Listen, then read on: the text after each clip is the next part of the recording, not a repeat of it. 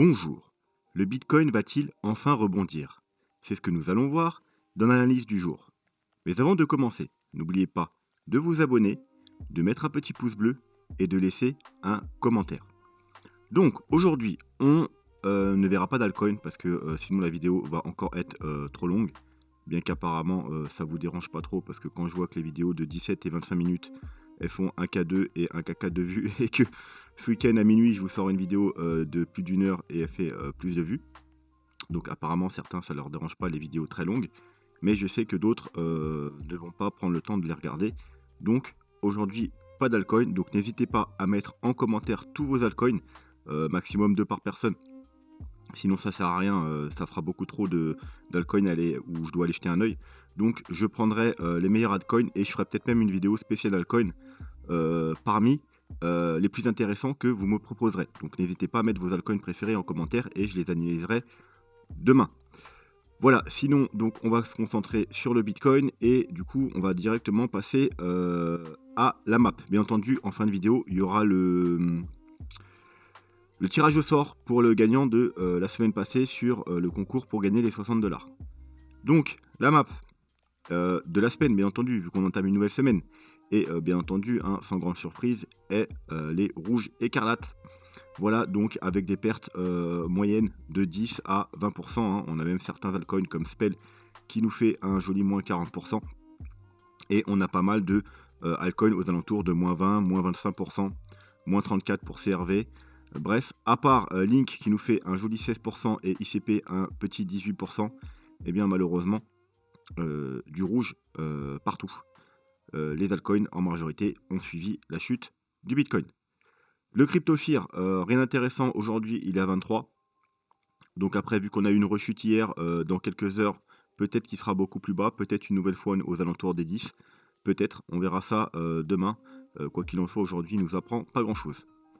Donc, le dollar, on va pas s'y attarder non plus. Pourquoi? Parce qu'il est toujours dans son range. Hein. On attend bien évidemment une sortie haussière ou baissière qui pourrait nous donner un signal sur le Bitcoin. Hein. Si vraiment on sort à la hausse, ça pourrait nous donner une continuité baissière sur le Bitcoin. Si par contre on sort vers le bas et que le dollar nous montre de la faiblesse, ça pourra nous indiquer un probable rebond sur le Bitcoin, voire pourquoi pas une reprise de la tendance haussière. Voilà, donc on continuera de le surveiller attentivement.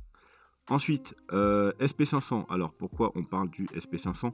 Vous savez, c'est un peu comme le dollar, sauf que le Bitcoin, il n'est pas inversement corrélé, il est corrélé. Alors, je précise, il est corrélé seulement dans les baisses, bien entendu. Je vous l'ai déjà répété maintes et maintes fois. Il n'est pas corrélé dans les hausses. Par exemple, il y a 1 ou 2 semaines, quand le S&P 500 a repris sa hausse et que je vois des youtubeurs qui disent c'est bon, du coup le Bitcoin il va remonter. Non, c'est archi faux. Le Bitcoin ne suit pas le S&P 500, les marchés traditionnels dans la hausse. Par contre, quand il y a des gros crashs, des grosses corrections, là le Bitcoin y suit. Tout simplement parce que il est encore considéré comme un asset à risque. Donc, quand les marchés traditionnels subissent une grosse correction, voire un crash, eh bien, tout simplement, les investisseurs, ils se protègent et ils retirent leurs sous de tous les marchés à risque, Bitcoin y compris. Voilà, donc, on surveille le S&P et les marchés traditionnels, tout simplement parce que s'il devait y avoir une très grosse correction, eh bien, le Bitcoin en pâtirait également. Voilà, et donc forcément, on irait voir beaucoup, beaucoup plus bas sur le Bitcoin. Donc, un petit coup d'œil rapide. Peut-être que plus tard, je vous ferai une analyse un peu plus complète, mais là, on va jeter un œil rapidement. Donc, là, comme vous pouvez voir, le graphique commence en 78, mais pas en 1978, en 1878. Donc, c'est un peu tout l'historique du S&P 500. Donc moi, j'ai décompté les vagues comme ça. Et ce graphique, je l'ai depuis au moins 2 ans. Il n'a pas bougé. Une grande vague 1, une vague 2, une vague 3 qui s'est terminée en 2000. Une vague 4. Et là, on est dans une vague 5. Voilà, une grande vague 5. Ensuite, on a des sous-vagues. Hein. Alors, depuis, j'ai effacé toutes les sous-vagues parce que ça sert un peu à rien. Moi, à l'époque, je m'étais amusé à compter toutes les sous-vagues et les sous-vagues et les sous-vagues et les sous-vagues jusque en daily voire même en H4. Ça m'avait pris une semaine, hein, mais c'est pas intéressant pour nous. Donc on va zoomer un peu et on peut voir que du coup on est dans une grande vague 1, une vague 1 rose qui correspond à une vague 1 rose. Ensuite, on aura une 2, 3, 4, 5 pour former cette grande 5. Donc bon, là, vous avez le temps, hein. C'est sur des nombreuses années, hein. Donc avant de voir le haut de la vague 5 et une énorme correction qui doit corriger tout ça, on sera peut-être du coup même plus là. C'est pas avant 10, 20 ou 30 ans. Donc on a le temps pour ça. Donc nous, ce qui nous intéresse, c'est cette vague rose. Pourquoi? Parce que c'est une vague 1, et après une vague 1, on aura un gros retracement de 2. Voilà, tout simplement. Et chose qu'il faut savoir, c'est qu'on a déjà atteint le premier objectif de cette vague rose. Vous voyez, la vague rose est décomptée en 5 sous-vagues. 1, 2, 3, 4, 5, les vagues bleues. On est dans la dernière vague, et on a déjà atteint les premiers objectifs qui sont les 1,23,6. On va zoomer un peu. Hop, vous voyez, on les a atteints là, d'où on a bloqué pendant 1 mois, 2 mois, 3 mois. On l'a enfin passé, on a dépassé légèrement, mais globalement, on pourrait très bien rechuter pour que c'est un fake out, et du coup, les objectifs, la vague se terminerait là. Voilà. Donc, bien entendu, on peut aussi aller rejoindre les objectifs plus hauts, notamment les 1,61,8, voire les 261,8 pour terminer cette vague.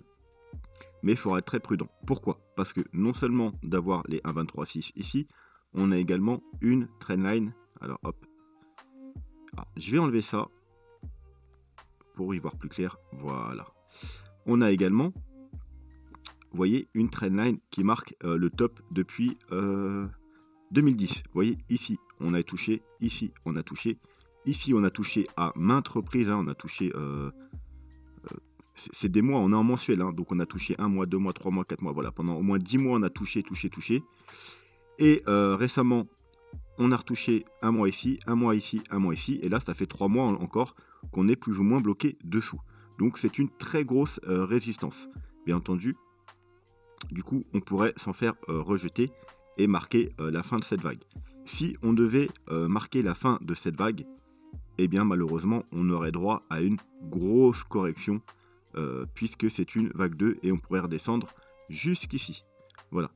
Donc, c'est ça qu'il faudra surveiller attentivement. Bien entendu, comme je vous ai dit, la vague n'est pas forcément terminée. J'ai pas été faire le décompte récemment des sous-vagues. Je m'y pencherai à l'occasion.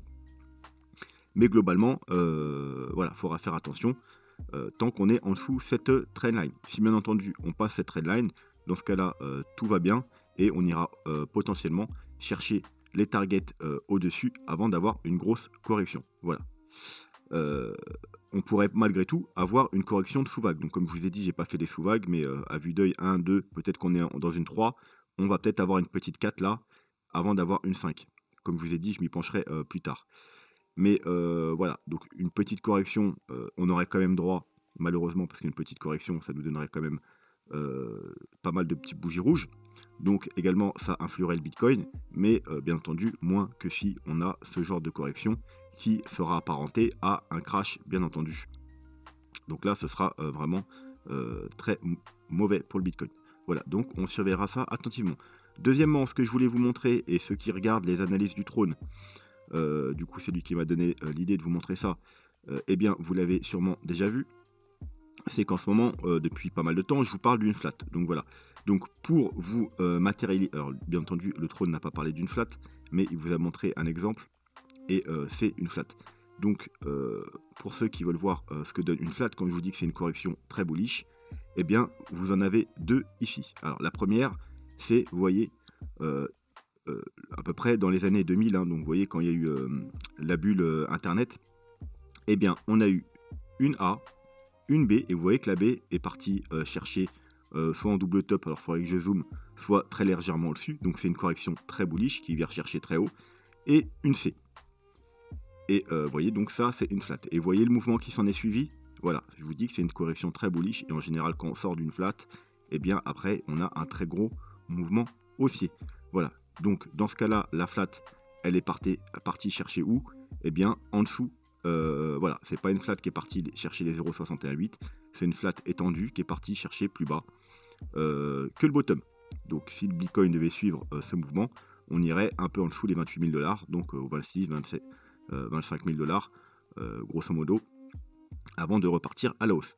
Comme vous pouvez le voir, ici, on a fait un double top ou un plus haut, mais ici, vous voyez, on a fait un plus bas. Donc, grosse divergence. Normal, c'est une correction. Donc, une correction, c'est une A, une B qui va plus bas qu'ici et une C qui va plus bas également. Voilà, A, B, C en flat. Vous avez également une autre flat ici, un peu plus loin.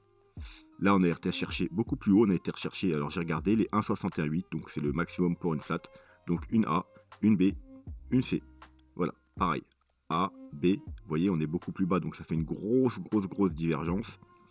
Tout simplement parce que c'est normal, une correction sur le RSI marque toujours un plus bas. Donc, A, B, C en flat. A, B, C.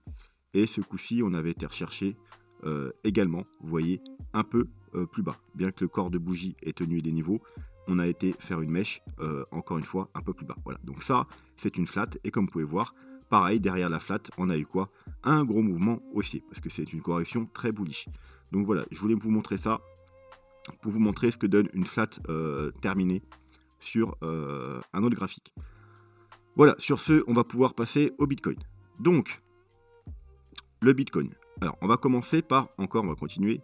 Alors, déjà, pour ceux qui comprennent rien à ce que je raconte depuis le début par rapport aux vagues d'Elliott, je vous conseille d'aller dans Playlist et de tout simplement aller regarder le tuto sur les vagues d'Elliott. C'est un tuto qui dure 45 minutes et vous aurez toutes les bases pour comprendre mon analyse, mais également celle des autres youtubeurs que vous pouvez suivre qui font de l'elliotisme, pour comprendre, avoir vraiment les bases de l'elliotisme et pour comprendre une analyse et même, pourquoi pas, commencer à faire vous-même vos propres décomptes. Voilà, donc playlist, tuto, vague d'Elliott. Donc, on va pas aujourd'hui faire l'entièreté des vagues d'Elliott. Cette semaine, il y aura également une analyse spéciale vague d'Elliott où on verra tous les scénarios possibles et qu'est-ce qui se passe court, moyen, long terme sur Bitcoin. Aujourd'hui, je voulais juste jeter un œil au mouvement qu'on a là, au mouvement baissier, pour voir si on allait avoir prochainement un rebond. Donc moi, en 4 heures, j'arrive à décompter 5 vagues baissières. Vous voyez, on a une 2, donc une 2, une 3, une 3 sur le RSI qui fait un plus bas par rapport à la 1, donc c'est ce qu'on veut voir, hein, que la 3 est plus bas sur le RSI, une 4 et une 5. Donc la 5 qui va plus bas que la 3, normal, mais sur le RSI, vous voyez que la 5 va plus haut que la 3, divergence. C'est ce qu'on veut voir dans une vague 5. On veut que la 3 fasse un plus bas et que la 5 soit en divergence, donc divergence haussière bien entendu. Donc il se pourrait que, dans pas très longtemps, dans cette zone-là, on ait un rebond. Un rebond, alors, du coup, il y a deux possibilités. Soit ce mouvement est fini. Comme vous savez, nous, on cherche une flat. Donc A, B, C. Et une flat, c'est en 3 mouvements. 1, 2, 3. 3 mouvements haussiers. 1, 2, 3. Et on veut voir 5 mouvements baissiers. Donc, potentiellement, on aurait terminé la flat dans cette zone. Donc, le rebond, en fait, serait juste pas un simple rebond, mais une reprise de la tendance haussière. Ou soit, malheureusement, on est potentiellement juste au début. 1, 2, 3, 4, 5, ce serait juste une vague A. Et ensuite, on aurait une vague B et une vague C. Et donc, on ne serait pas dans une flat. Parce qu'une flat, on doit avoir 3, 3, 3. Donc, 3, 3, enfin, dans à l'intérieur d'une flat, on doit avoir un mouvement en 3. Du coup, ce serait un rebond. Potentiellement, si on n'était pas dans une flat, et là que ce serait une correction en ABC, donc 5, on aurait 3 mouvements haussiers, donc un gros rebond, qui irait chercher quoi? Bah, soit cette zone-là, c'est la très grosse zone de résistance horizontale, hein, la zone, le rectangle orange, qui se cumule en même temps. Regardez si je vous montre. Alors, ça va pas être très précis parce que là, c'est pas les bougies, mais grosso modo, vous voyez que on a les 0,382 ici en plein milieu de cette zone, et juste au-dessus les 0,5. Donc on aurait soit recherché ici, soit tout simplement, si le rebond est très bullish, la zone de rechargement de short, donc probablement le bas. Parce que si déjà on va chercher le haut, il y a déjà plus de chances que le rebond ne soit pas un rebond, mais une reprise de la tendance haussière. Et bien entendu, si on casse le haut de la zone de rechargement de short, ce sera potentiellement plus un rebond, mais on ira faire probablement des nouveaux plus hauts. Voilà, mais globalement, si on devait avoir un rebond, la première zone qu'on irait chercher quasiment à 100%, c'est cette zone-là, notamment les 0,382, donc aux 51 000 $. Vous voyez en même temps, c'est où là, c'est où il y a la grosse résistance ici horizontale. Et voir un peu plus haut ici, voire comme je vous ai dit, le bas de la zone de rechargement de short, donc les 57 000 $. Si on arrive à passer ça, ce sera plutôt très bullish. Et si on arrive à passer le haut de la zone de rechargement de short, on ira fort probablement faire de nouveau plus haut. Voilà, donc ceci étant dit, on va regarder un peu ce qui se passe à plus courte unité de temps. On va se remettre en bougie.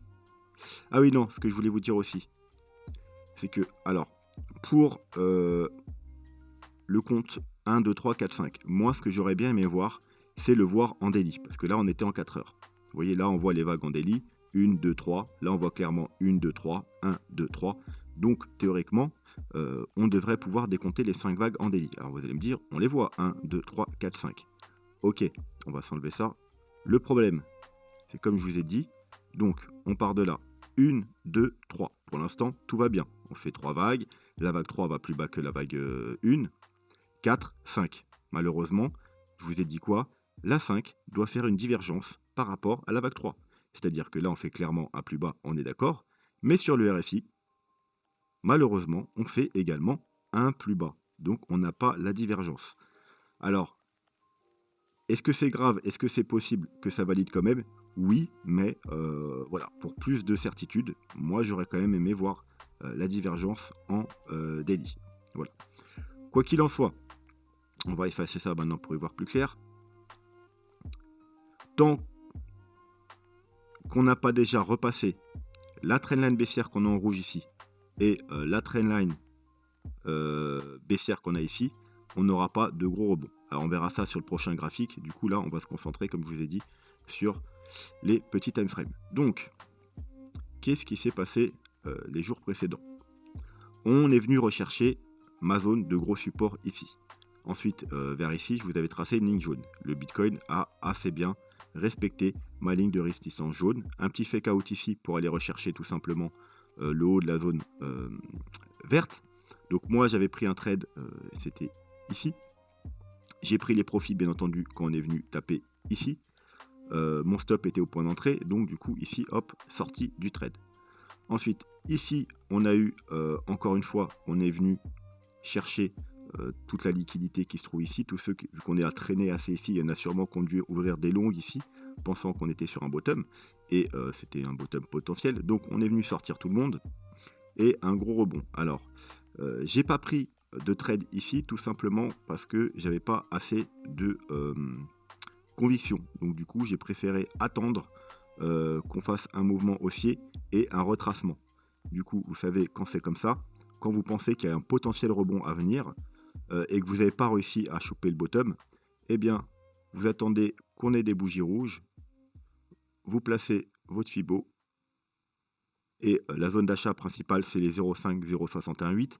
La cible principale, c'est les 0,618. Et ensuite, la cible intermédiaire, si on va un peu plus bas, c'est les 0,768. Donc moi, j'ai tout simplement ouvert un trade pile au 0,618. Et trade que j'ai ensuite partagé sur Twitter. Voilà, ici, vous voyez, hop, 0,618. Petit trade ouvert donc à 40 500. Donc, bien entendu, c'est un trade court terme.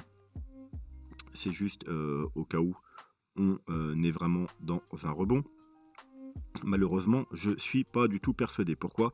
Parce que si ça, c'est une première vague de reprise haussière, une vague 2 et là on va faire 3, 4, 5, on devrait décompter 5 sous-vagues. Malheureusement, ici, vous voyez que je compte une vague, deux vagues en peut-être une flat et 3 vagues. En tout cas, je compte pas 5 vagues. Vous pouvez voir sur le RSI, on compte bien une vague, deux vagues, 3 vagues. On n'a pas, je compte pas 5 vagues haussières ici. Donc, ça ressemble pas trop à une reprise d'une impulsive. Voilà. Alors, après, c'est un tout petit time frame. Voilà, il peut y avoir des erreurs, mais globalement, pour l'instant, ça ressemble plus à un mouvement correctif. Voilà, mais quoi qu'il en soit, je suis dans le trade, mon stop est au point d'entrée, donc de toute façon, je risque rien. Et puis voilà, si on va plus haut, eh bien, ça fera un joli trade. Et si on rechute, eh bien, je perdrai rien, donc peu importe. Voilà, donc maintenant, tout simplement, on est revenu, du coup, dans le range, après un petit fake out. Donc, maintenant, comme je vous ai dit, pour avoir une conviction haussière, déjà, il va falloir casser le haut de la zone en verte, ici. Vous voyez, parce qu'ici, on va se mettre en 4 heures, hop là. On va s'enlever les RSI. Grosso modo, vous voyez ici, on a fait un petit fake out, hein, quand je vous ai toujours dit, là, on a une bougie de cassure, et ensuite, on attend la bougie de confirmation. La bougie, elle n'a pas confirmé. Voilà. Donc, pas d'entrée en trade pour ceux qui voulaient jouer la cassure de ce niveau, pour espérer aller chercher déjà dans un premier temps ici.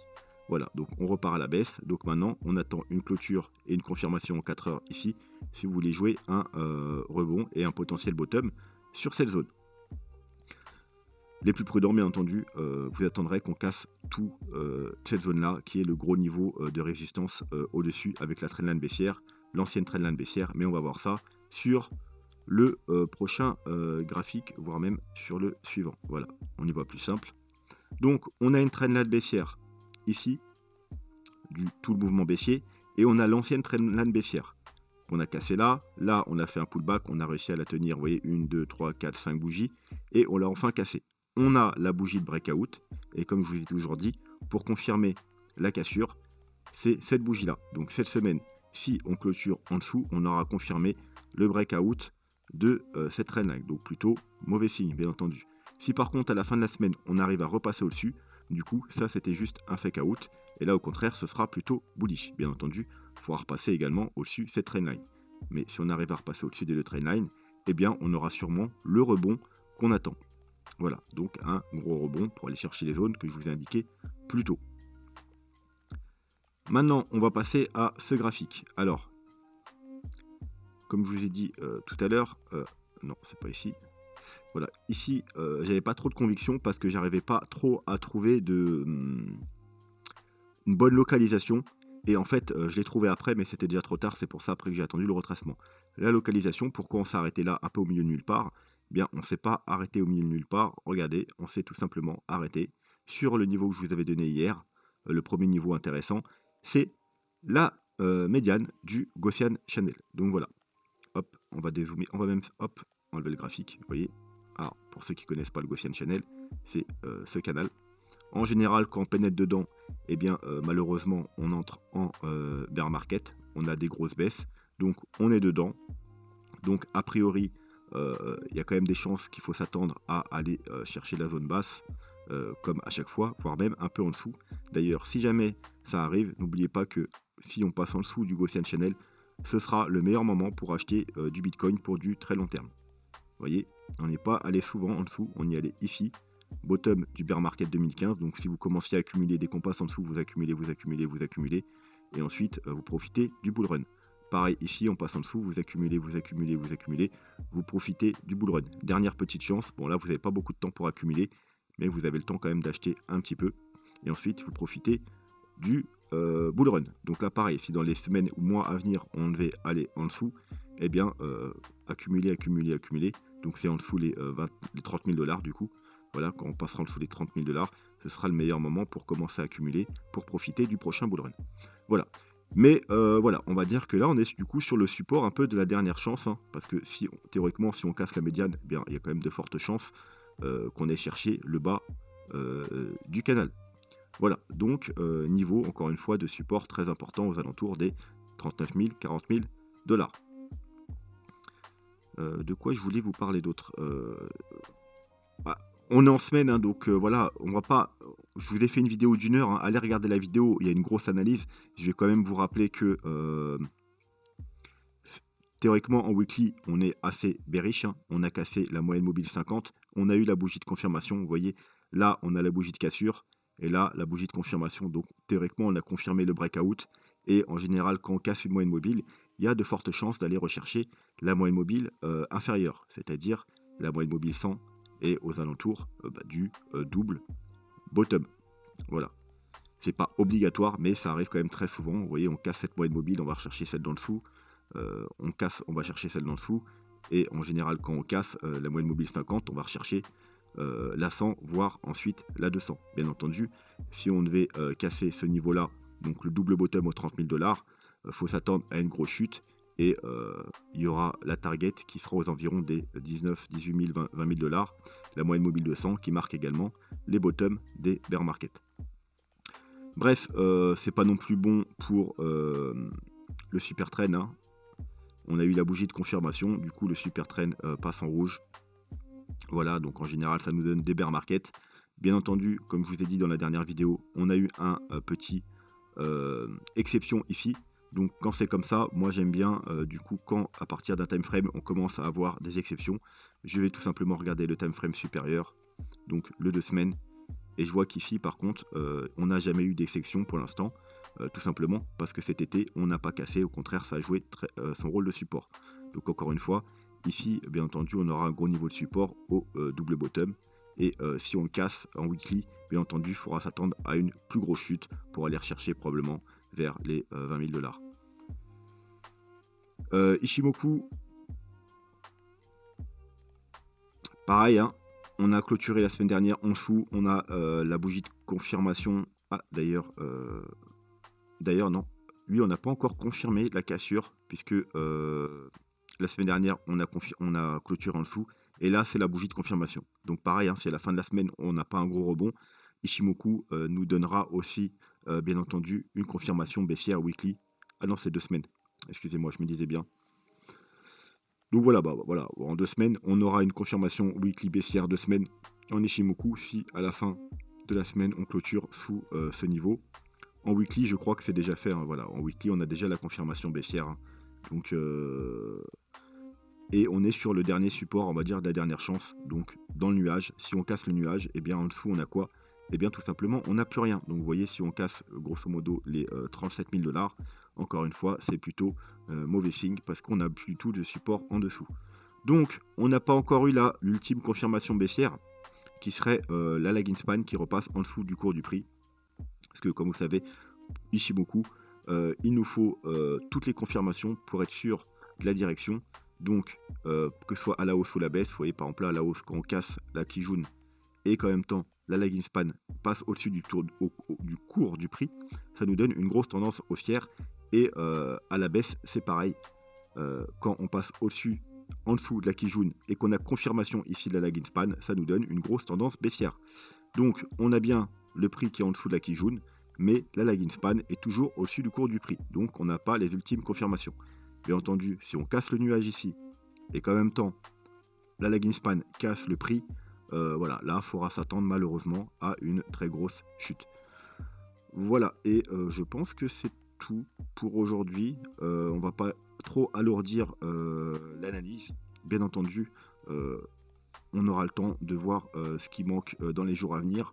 Pour les plus prudents, je vous ai dit, vous attendez des confirmations haussières. Et toujours, hein, n'oubliez pas, le MACD est votre ami en minimum 3 jours. Hein, bien entendu, en weekly, c'est plus sûr. Mais si vous placez avant, c'est en 3 jours. Il faut attendre des confirmations du MACD. C'est-à-dire que là, le stock RSI repasse au-dessus de la zone de survente. Donc pourquoi pas après un petit W. Vous voyez, là, on est peut-être en train de former un petit W. Hop, et une fois cassé, ce sera un gros signal haussier. Surtout si on casse cette zone. Et pareil, hein, on attend une reprise haussière ici. Pour l'instant, vous voyez, il a croisé bearish ici. Quand on a cassé ma ligne jaune, hein, donc c'était un gros signal de vente aux alentours des 61 000 $. Et depuis, on n'a eu aucun signal d'achat. Donc, soyez patients. Ceux qui font pas de DCA, qui préfèrent acheter sur des confirmations haussières parce qu'ils ne peuvent pas supporter de voir leur portefeuille baisser, donc qui n'aiment pas acheter en DCA sur la descente, attendez au moins ces confirmations sur le 3 jours, voire si vous êtes vraiment très très prudent, le weekly qui est encore plus pertinent, mais que pour l'instant on est loin d'avoir de confirmation. Et bien entendu, vous n'aurez pas un prix aussi intéressant que si vous vous placez en 3 jours. Voilà, sur ce, je vous souhaite... Ah non, bien entendu, on va finir quand même par le concours. Donc, le concours, tout simplement, tous ceux qui ont mis des petits pouces et des commentaires toute la semaine, eh bien, vous pourrez participer. Donc, ce que je vais faire pour favoriser ceux qui sont le plus réguliers, je vais tout simplement aller prendre la vidéo la moins vue. Voilà. Donc, 1.6, 1.4, 1.4, 1.2. Bah voilà, tout simplement, cette vidéo-là. Hop, on va prendre ceci, on va le mettre ici. Voilà, on va enlever les doubles commentaires. Et je pense que c'est bon. Alors, on a 80 commentaires uniques, donc voilà, vous avez une chance sur 80 du coup. Donc un peu plus de chance que si j'avais pris une grosse vidéo. Donc bah, je vous souhaite bonne chance à tous.